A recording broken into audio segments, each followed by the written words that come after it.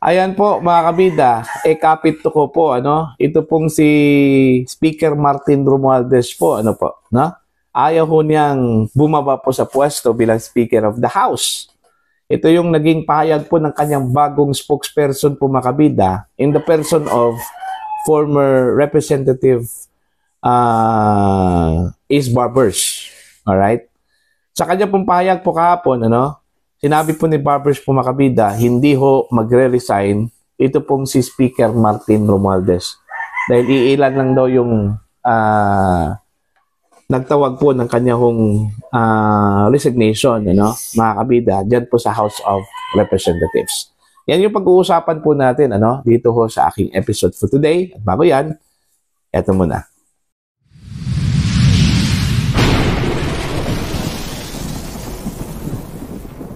Isang magandang oras sa lahat at welcome po mga kabida sa aking channel. Eto na po, ano, kahit na po meron na po mga panawagan po mga kabida, no, kay Speaker Martin Romualdez na magbitiw na po sa kanyang pwesto bilang Speaker of the House, kapit to ko pa rin, ano, ito pong si Speaker Romualdez ayaw ho niyang bumaba po sa pwesto.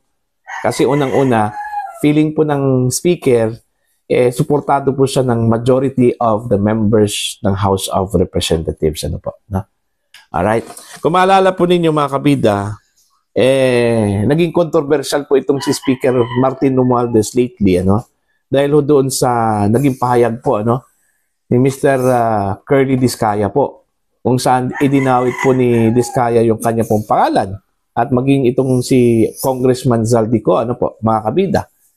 Dahil binigyan daw ito ng 25% na kickback, ano, mula sa mga proyekto po ng mga Diskaya na po na nakuha po nila mula sa Department of Public Works and Highways. Although itinanggi po ito ni Speaker Romualdez na walang ganun at hindi daw siya pwedeng suhulan at walang sino mang pwedeng sumuhol po sa kanya, no, mga kabida. Okay? Kahit na po yung ibang mga mambabatas po na idinawit po ni Diskaya, ano, mga kabida, todo tanggi po. Okay? Kaya dahil dito namuo po yung panawagan po, ano, mga kabida, na dapat mag-resign na po ito pong si Speaker Romualdez. Okay? For delikadesa po, ano, mga kabida. Pero ayaw kasi ano. Ito, babasahin ko lang po. Ito pong article, ano, mula sa Ang Balita Ngayon, mga kabida, ano po. Breaking, Romualdez ayaw mag-resign. Alright, ito mula sa Ang Balita Ngayon, ano, mga kabida. Mariing ipinahayag ng Speaker Romualdez na si Ace Barbers na walang balak magbitiw ang Speaker sa gitna ng kontrobersiya sa flood control projects. Giit ni Barbers na nananatiling matatag ang suporta ng mayorya ng mga kongresista kay Romualdez at iilan lang mas mababa sa 10 ang nais ng palit liderato. Hanggang ngayon, nananatili ang mayorya ng Kamara na sumusuporta sa programa at liderato ni Speaker Martin Romualdez, ani Barbers. Walang planong mag-resign. Wala ring plano na magkaroon ng palit ng liderato dito. Dagdag pa niya. Lumabas ang pahayag matapos pangalanan ng mag-asawang Diskaya ang ilang mambabatas kasama si Romualdez na umano'y tumanggap ng kickback mula sa mga proyekto ng gobyerno. Ayun. So yun yung pahayag po ni former Congressman Robert Barbers po, ano, mga kabida, na nagsilbi ngayon bilang spokesperson po, ano, ni Speaker Martin Romualdez po, ano po, mga kabida. Ito pa lang, no? Dito pa lang, mga kabida, makikita po natin, ano, na yung delikadesa talaga, no, ng opisyal po ng gobyerno in question po. Sa South Korea pa yan, pag ganito pong mga aligasyon, nagre-resign na po yan. Sa Japan, pag meron pong ganitong aligasyon po, nagharakiri na po yung mga opisyal po doon, ano? Pero dito sa atin sa Pilipinas, kapit tuko. Okay? Kahit na po, in question na po yung kanila pong integridad, ano, mga kabida. Although, hindi pa man po sila napapatunayan po, ano, aligasyon pa lang po ito, mga kabida, ano po. Kahit na, kung meron pong delikadesa yung mga opisyal po natin, kahit na po, aligasyon lang po, ano, dapat nagbitiw po sila, ano, para ipakita po, mga kabida, na sila po ay inosente, ano, hindi ho sila kapit-tuko. Pero sa atin, wala eh. Halos mga opisyal po natin dito ang common line na kanila hong sinasabi, parati po nating naririnig, I am working at the pleasure of the President. Ano? Hindi ho sila magre-resign hanggat ang Pangulo mismo magsasabi na dapat ka nang mag-resign. Ano? Hindi talaga kusang loob eh. Kumbaga, ibinabato po nila sa Presidente at sa appointing authority po, ano, mga kabida, yung pananatili po nila sa kanilang pwesto. 'Di ba? Ang tindi po noon, ano? Yun yung totoo po dito sa atin eh. Kumbaga, hindi hukusang loob po natin na magbitiw kahit na po binabato na po tayo ng mga aligasyon po mga kabida, no? Binabato na po tayo ng skandalo. Pero hindi pa rin tayo bababa sa pwesto hanggat hindi po sasabihin po ng Pangulo o ng appointing authority na kailangan na po tayong bumaba sa pwesto. Ano po? No? So in short, kapit tuko, mga kabida. Okay? Sana baguhin po natin yung ating kultura, no? Na pag may mga ganito na sitwasyon po mga kabida, dapat kusang loob po tayo na bumaba sa pwesto. Okay? Kumbaga mag-giveaway po tayo sa iba. Kasi unang-una po hindi na po tayo fit na maninilbihan because of the allegations. Kasi tainted na po yan eh. Oras na meron pong allegations laban po sa inyo, ano? May gana ka bang magtrabaho dyan? Okay? Na ang mga mata at anong tawag po dito? Ang mga mata at usap-usapan po ay laban sa inyo, di ba? Hindi po maganda yung environment po makabida kung gano'n, di ba? Mas mainam, mag-design ka na lang para magkaroon ka po ng peace of mind.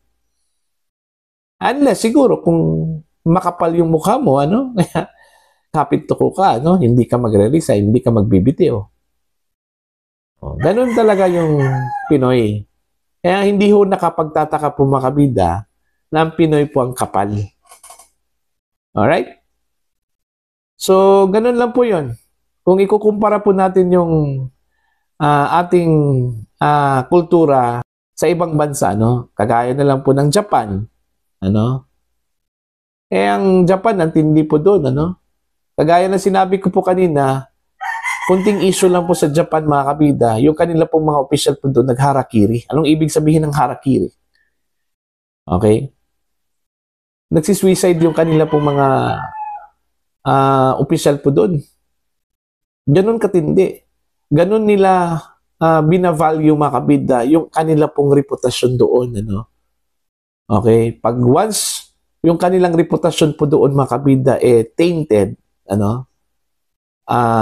Wala na po. Kumbaga, end of time na po para sa kanila. Kaya nga, mayroon tayong mga naririnig doon nag-suicide yung kanilang opisyal dahil sa kahihiyan, ano, mga kabida, ganun po nila binavalue yung kanilang reputasyon doon. Hindi ho katulad dito sa Pilipinas, mga kabida, kahit na po hiyang-hiya na po yung pamilya, ano, sa ginagawa po mga kabida ng kanilang patriarch o di kaya matriarch, ano, dahil nasa gobyerno, wala lang eh. Pinapalampas lang po sa kabilang tenga po, ano, mga kabida, yung mga intriga, yung mga binabato po ng mga usap-usapan po, ano, laban sa kanila. Alright? Now, titingnan na lang po natin to, ano, kasi sabi po ni Congressman Toby Chanco, meron na raw movement. Okay? Yung sinasabi po nilang konti lang daw yung mga kongresista na disgruntled po, ano, mga kabida, na gusto kong palitan yung leadership po dyan po sa House of Representatives. Tingnan na lang po natin yan, ano, kasi kung pagbabatayan po natin yung statement ni Congressman Toby Chanco na yung efforts daw, ano, na ikudita, ito pong leadership po ng House of Representatives are gaining traction, ano? Ibig sabihin, lumalakas loto, mga kabida. Although, it boils down pa rin doon ho sa numbers, ano? Kasi pag makuha mo yung numbers, sa'yo yung leadership, okay? Kung makukuha po mga kabida ng opposition, yung numbers dyan sa House of Representatives, siguradong magkaroon talaga ng palitan po ng leadership dyan, ano? Pero kung hindi, mananatili talaga ito pong si Romualdez. Di ba? Realidad yan, ano? Kahit saan, mga kabida, it's a numbers game. Okay? It's a numbers game. Kahit na po sa Senado, yung nangyari po sa Senado, ano? Nakuha po nila po yung majority po, mga kabida. Kaya yon, pinalitan po si Senate President Chis Escudero, no? Okay? Ganun lang po yan, dyan po sa House of Representatives. Kung ma-master po ng opposition bloc, ito pong numero po mga kabida, ano? I think nasa 109 or 110 ata yung majority po, ano? Out of 316 or 17 members ng House of Representatives, ano po? Kung makuha po nila, ma-master po nilang 109, sa kanila na po, papalitan talaga ito pong si Speaker Romualdez, ano? Okay? Ang problema lang daw dyan sa opposition po, ano? Takot po sila Kumbaga, walang manguna dyan, mga kabida, na pumirma. Dahil baka daw hindi po nila ma-master na yung majority. At tapos malalaman kung sino-sino yung mga pumirma po doon. Magigipit talaga, no? Mga kabida. Sigurado yan. Okay?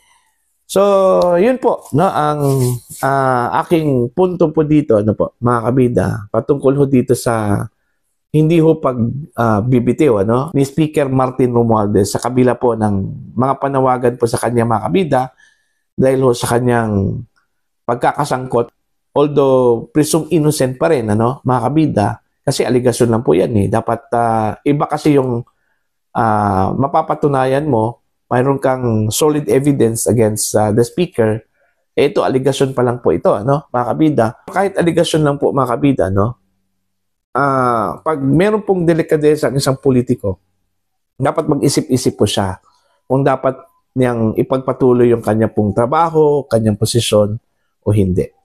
Alright? So, para po sa inyo, ano po ang inyong opinion at pananaw ko dito, mga kabida, ano po? Please comment down. Sa mga hindi pa po subscribers sa aking channel, please subscribe. Just click the subscribe button, click the notification bell, click all para updated po kayo, mga kabida, sa aking mga uploads. Maraming salamat po sa inyo lahat.